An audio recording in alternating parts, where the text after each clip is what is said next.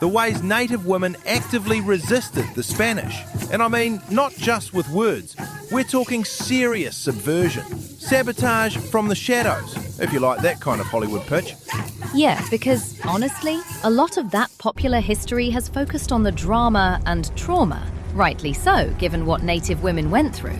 But we hardly ever talk about how clever, downright subversive some women were. Spying, misinformation, hiding resources. Gotta say, if I was stuck in that world, I'd be absolutely hiding the silver too. Especially because they had to move in a world where they had very little formal power. There are these accounts of native women poisoning food or shifting supplies right under the noses of the Spanish, literally disrupting those fragile, hungry colonial outposts from the inside.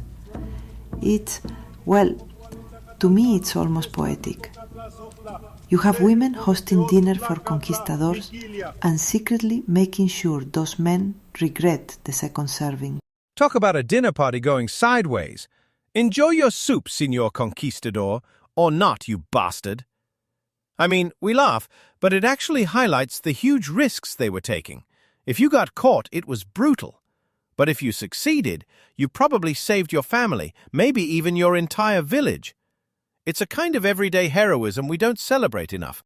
And that brings us, of course, to Malintzin, or La Malinche, as most people know her.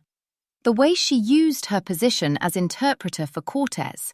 I mean, from what we know, she sometimes passed along Spanish plans she approved of, but there's evidence she also subtly shaped those plans, sometimes possibly feeding misinformation to protect others.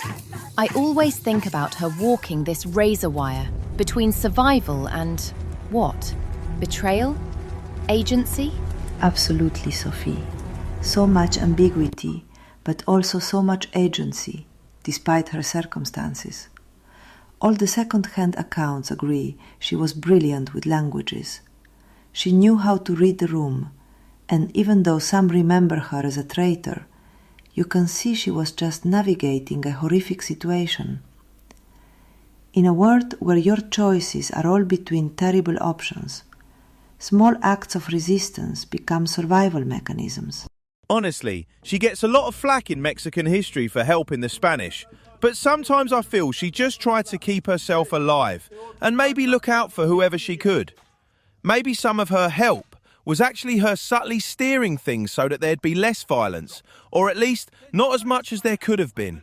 But we can't know for sure since, the sources are, mostly written by those with their own agendas. Exactly. And even outside Malintzin, there are all those quieter stories. Women hiding food or medicine, sabotaging weapons, eavesdropping on Spanish plans. If you couldn't win in open battle, undermining from the inside was often the only way. It's like, what's the saying? Soft power, long before anyone used the term. And really, it was collective. Subversion wasn't just one woman's secret. Sometimes whole groups of women would work together to protect resources or pass along information. So it wasn't just personal resistance. It became part of community survival. Which leads me to the next bit, the really dramatic stuff. Outright rebellion. I've got to mention Micaela Bastidas in Peru and Bartolina Caesar among the Aymara. Both of them organized and led massive anti-colonial uprisings. We think of these movements as being led only by men, but these women were, in every sense, commanders. Honestly, if I'd been facing those smug conquistadors, I'd raise more than hell. I'd start with their egos and tear the bloody lot down. But seriously, these women not only led, they mobilized entire regions. They developed communication networks, used sacred ceremonies as signals, spread word under the noses of Spanish authorities. It's a kind of logistical genius that gets way too overlooked. And think about what that meant. Putting yourself right in the line of fire. This wasn't, hiding behind a curtain giving directions. Bastidas and Caesar were on battlefields, leading men and women. Bartolina Sisa, if I'm not wrong, was captured and executed for her leadership. That's not just defiance, that's revolutionary courage. Right. And their communities developed whole systems for resistance. Coded messages in weaving, songs, traditional dances. These were not just cultural traditions, but modes of secret communication. The Spanish underestimated them, thinking ceremonies were just spiritual, not understanding they were also political acts. And let's not forget, female leadership looked different.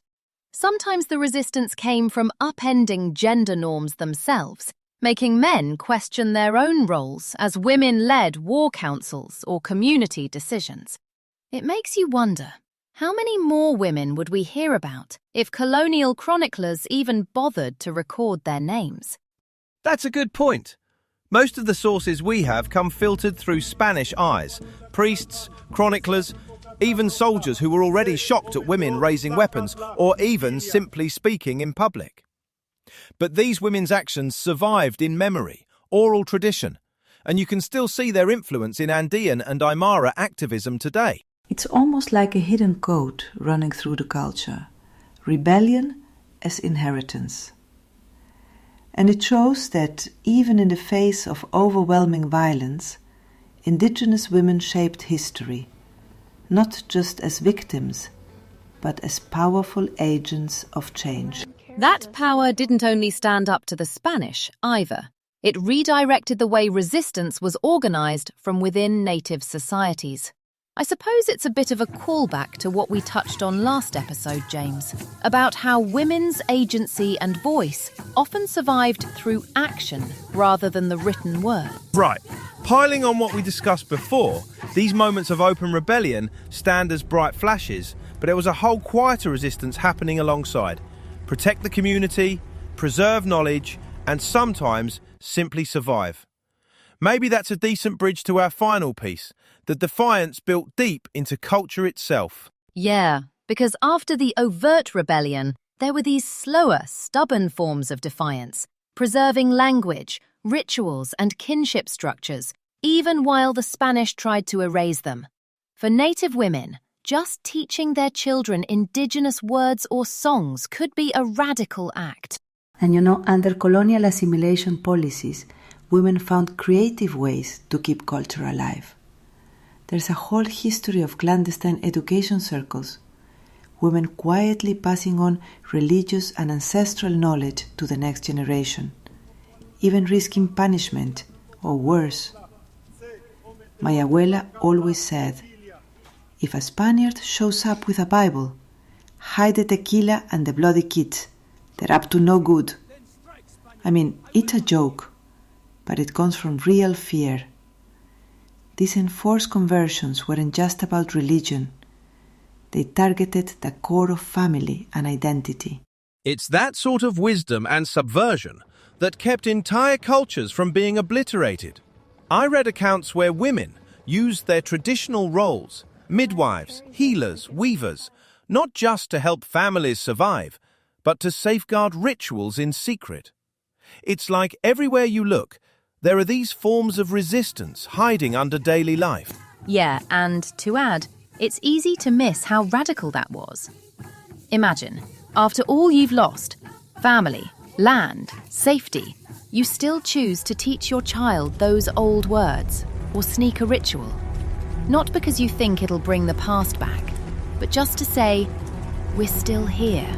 Some of those rituals and languages are still alive, hundreds of years later.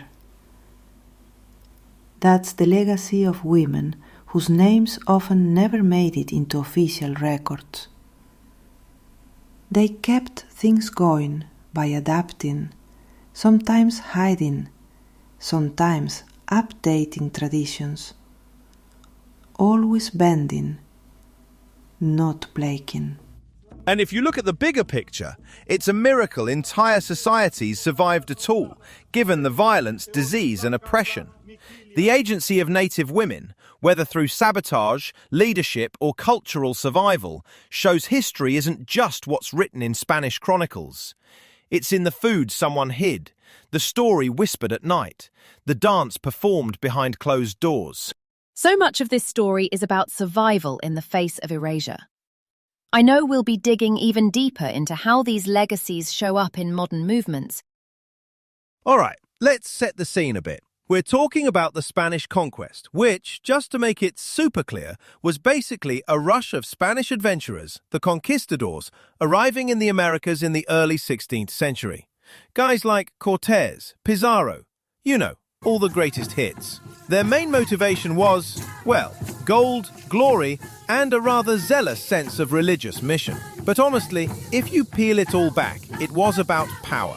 Imperial expansion, pure and simple. But it wasn't just battlefields and treasure ships. The conquistadors' relationship with the local populations, especially with native women, is this whole other, often conveniently ignored dimension. Yeah, and I think it's crucial we recognize that power imbalances started right from those initial interactions. There are quite a few well-documented cases where native women were quite literally taken or assigned to Spanish men. Malintzin, known as La Malinche, is probably the most famous. She was given to Cortés and became his translator, strategist, and eventually his partner.